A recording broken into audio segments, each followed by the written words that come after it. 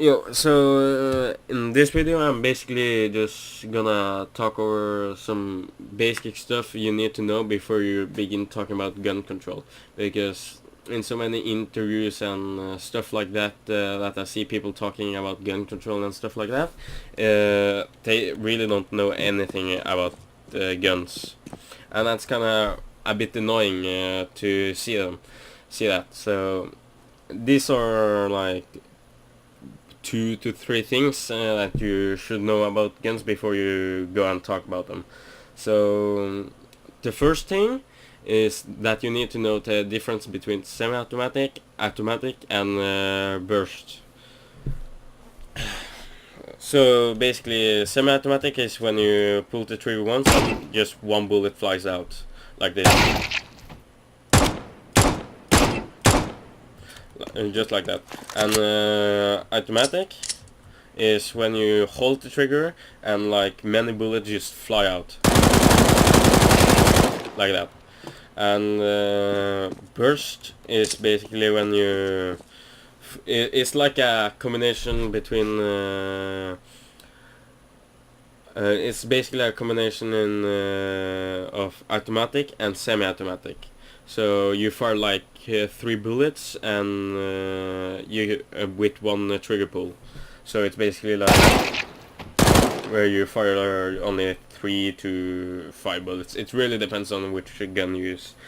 Anyways, burst mode fires basically as fast as automatic.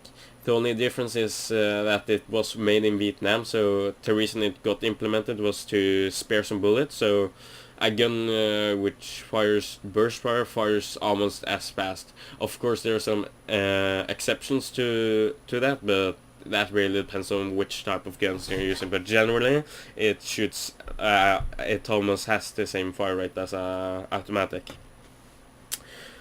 Now, for the second thing you should know about guns before you go around and talk about gun controls and stuff like that.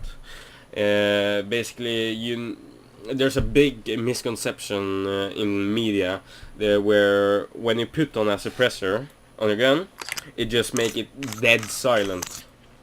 It just like it doesn't even make a sound anymore. Which I've seen a couple of tweets from Hillary Clinton where she basically just says, "Oh, you can just take a suppressor on and it just fucking makes the gun silent," which doesn't, in real life, it doesn't work like that. Because if you hear now, that's basically how a gun sounds when you're firing, and when you're putting a suppressor, it only suppresses the sound the gun makes when it fires a bullet. It doesn't remove it completely. So if you go in a library, take your gun with the suppressor and shoot it, everybody can still hear you shooting the bullet. It's only a lot quieter than it will be if you didn't have the suppressor on. Yeah. And the third thing you should know is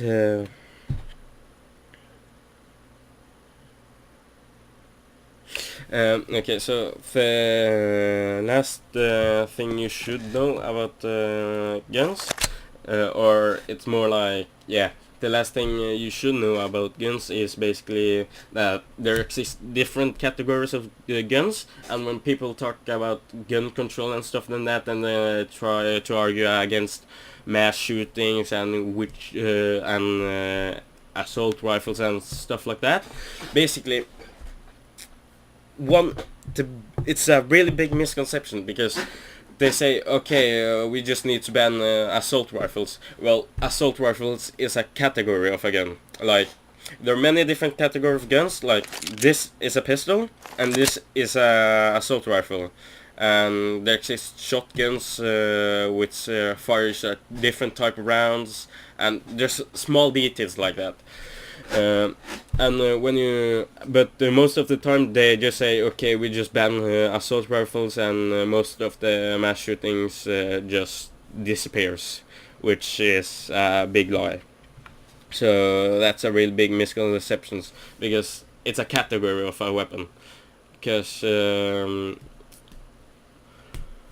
it's a category. You can't ban a whole category, because this weapon can basically shoot automatic, but it can also shoot burst fire, and some assault rifles only fire semi-automatic. So you can't ban a whole category of weapons.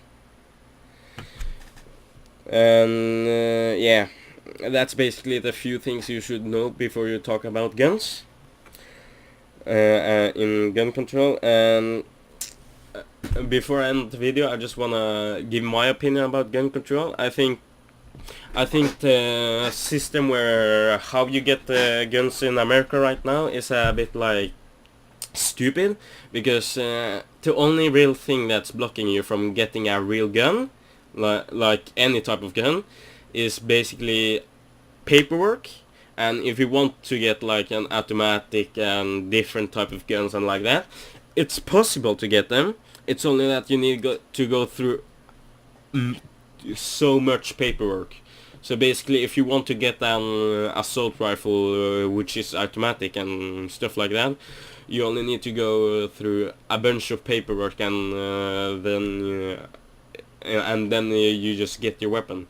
So just to get the weapon in America, it just takes a lot of time, which I think is really stupid. And I basically think that to get a gun in America, you basically need, you know how you get a car in America and in other countries where you need to take classes and stuff like that, and then you need to take a test before you get your car license. Well, I think it basically should work like that for guns, so that the people using the guns gets classes about how they use their weapons to defend themselves, and yeah, to basically take a test that they know the stuff about guns.